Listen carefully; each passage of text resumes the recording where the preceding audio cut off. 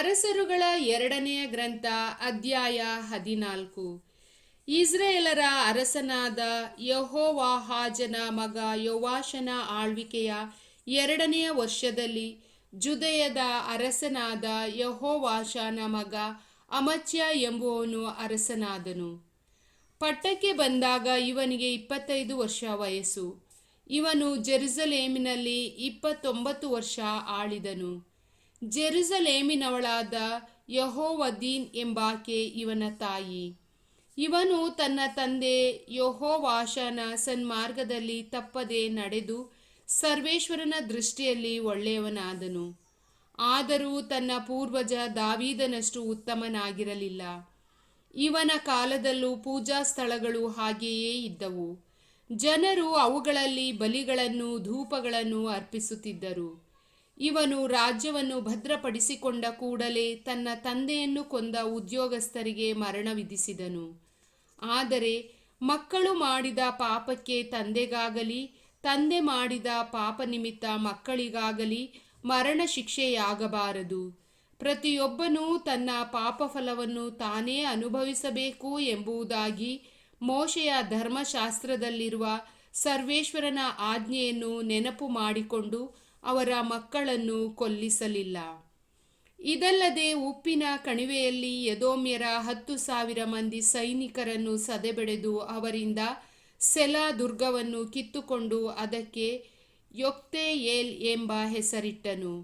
ಅದಕ್ಕೆ ಇಂದಿನವರೆಗೂ ಅದೇ ಹೆಸರಿರುತ್ತದೆ. ಅನಂತರ ಅಮಚ್ಯನು ಯೇಹುವಿನ ಮೊಮ್ಮಗನು ಯೆಹೋವಾಹಾಜನ ಮಗನೂ ಇಸ್ರಾಯೇಲರ ಅರಸನೂ ಆದ ಯೋವಾಷನ ಬಳಿಗೆ ದೂತರನ್ನು ಕಳುಹಿಸಿದನು. ಅವನಿಗೆ, ನಾವು ಒಬ್ಬರನ್ನೊಬ್ಬರು ಎದುರುಗೊಳ್ಳೋಣ ಬಾ ಎಂದು ಹೇಳಿಸಿದನು. ಆಗ ಇಸ್ರಾಯೇಲರ ಅರಸನಾದ ಯೋವಾಷ ಜುದೆಯದ ಅರಸನಾದ ಅಮಚ್ಯನಿಗೆ, ಲೆಬನೋನಿನ ಮುಳ್ಳುಗಿಡವು ಅಲ್ಲಿನ ದೇವದಾರು ಮರಕ್ಕೆ ನನ್ನ ಮಗನಿಗೆ ನಿನ್ನ ಮಗಳನ್ನು ಕೊಡು ಎಂದು ಹೇಳಿ ಕಳುಹಿಸಿತು. ತುಸು ಹೊತ್ತಾದ ಮೇಲೆ ಲೆಬನೋನಿನ ಒಂದು ಕಾಡು ಮೃಗ ಅಲ್ಲಿಂದ ಹಾದು ಹೋಗುತ್ತಿರುವಾಗ ಮುಳ್ಳುಗಿಡವನ್ನು ತುಳಿದು ಬಿಟ್ಟಿತು.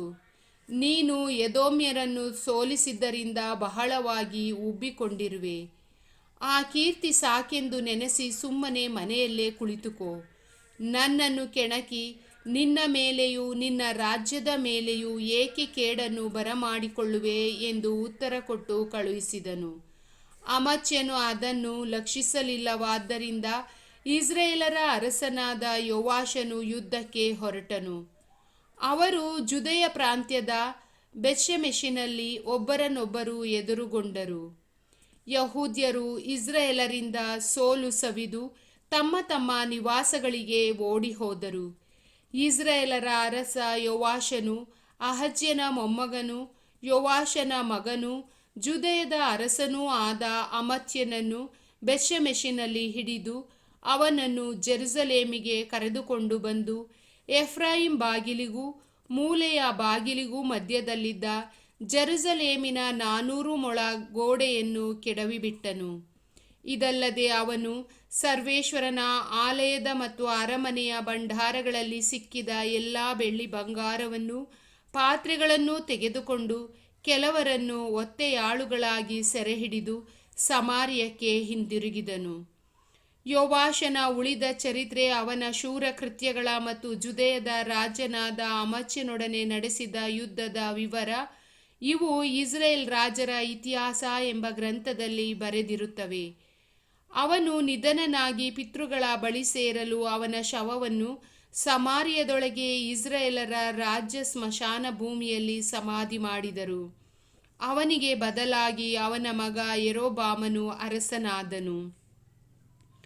ಇಸ್ರಾಯೇಲರ ಅರಸನು ಯೆಹೋವಾಹಾಜನ ಮಗನೂ ಆದ ಯೋವಾಷನು ಸತ್ತ ನಂತರ ಜುದೆಯದ ಅರಸನು ಯೆಹೋವಾಷನ ಮಗನೂ ಆದ ಅಮಚ್ಯನು ಇನ್ನೂ 15 ವರ್ಷ ಬದುಕಿದ್ದನು. ಅವನ ಉಳಿದ ಚರಿತ್ರೆ ಜುದೆಯ ರಾಜರ ಇತಿಹಾಸ ಎಂಬ ಗ್ರಂಥದಲ್ಲಿ ಬರೆದಿರುತ್ತವೆ. ಜೆರುಸಲೇಮಿನವರು ಅವನಿಗೆ ವಿರುದ್ಧ ಒಳಸಂಚು ಮಾಡಿದ್ದರಿಂದ ಅವನು ಲಾಕೀಷಿಗೆ ಓಡಿ ಹೋದನು. ಆದರೆ ಅವರು ಅಲ್ಲಿಗೆ ಆಳುಗಳನ್ನು ಕಳುಹಿಸಿ ಅವನನ್ನು ಕೊಲ್ಲಿಸಿದರು. ಅವನ ಜನರು ಅವನ ಶವವನ್ನು ಕುದುರೆಗಳ ಮೇಲೆ ಜೆರುಸಲೇಮಿಗೆ ತಂದು ದಾವೀದ ನಗರದೊಳಗೆ ಅವನ ಕುಟುಂಬ ಸ್ಮಶಾನ ಭೂಮಿಯಲ್ಲಿ ಸಮಾಧಿ ಮಾಡಿದರು. ಅನಂತರ ಎಲ್ಲ ಯಹೂದ್ಯರು ಕೂಡಿ 16 ವರ್ಷದವನಾದ ಅಜರ್ಯನನ್ನು ಅವನ ತಂದೆ ಅಮಚ್ಯನಿಗೆ ಬದಲಾಗಿ ಅರಸನನ್ನಾಗಿ ಮಾಡಿದರು. ಅರಸನು ಮೃತನಾಗಿ ಪಿತೃಗಳ ಬಳಿ ಸೇರಿದ ಮೇಲೆ ಇವನು ಏಲತ್ ಎಂಬ ನಗರವನ್ನು ಮತ್ತೆ ಜುದೆಯ ರಾಜ್ಯಕ್ಕೆ ಸೇರಿಸಿ ಭದ್ರಪಡಿಸಿದನು. ಜುದೆಯದ ಅರಸನು ಯೆಹೋವಾಷನ ಮಗನೂ ಆದ ಅಮಚ್ಯನ ಆಳ್ವಿಕೆಯ 15ನೆಯ ವರ್ಷದಲ್ಲಿ ಇಸ್ರಾಯೇಲರ ಅರಸನಾದ ಯೋವಾಷನ ಮಗ ಯೆರೊಬಾಮನು ಅರಸನಾಗಿ ಸಮಾರ್ಯದಲ್ಲಿ 41 ವರ್ಷ ಆಳಿದನು. ಇವನು ಇಸ್ರಾಯೇಲರನ್ನು ಪಾಪಕ್ಕೆ ಪ್ರಚೋದಿಸಿದ ನೆಬಾಟನ ಮಗನಾದ ಯೆರೊಬಾಮನ ದುರ್ಮಾರ್ಗವನ್ನು ಬಿಡದೆ ಸರ್ವೇಶ್ವರನ ದೃಷ್ಟಿಯಲ್ಲಿ ದ್ರೋಹಿಯಾದನು.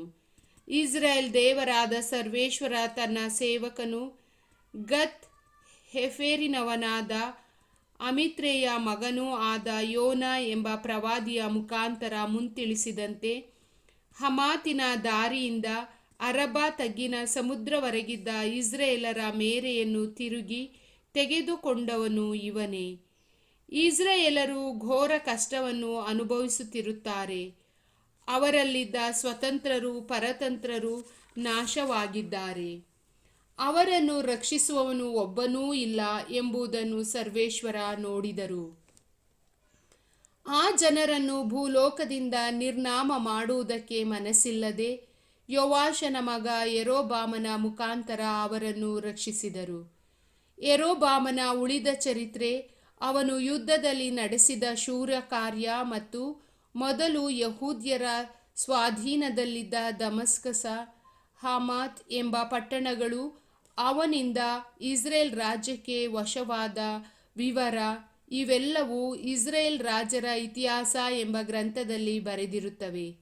ಅವನು ನಿಧನನಾಗಿ ಇಸ್ರೇಲ್ ಅರಸನಾಗಿದ್ದ ತನ್ನ ಪಿತೃಗಳ ಬಳಿ ಸೇರಿದನು. ಅವನ ಸ್ಥಾನದಲ್ಲಿ ಅವನ ಮಗ ಜೆಕರ್ಯನು ಅರಸನಾದನು. ಪ್ರಭುವಿನ ವಾಕ್ಯ.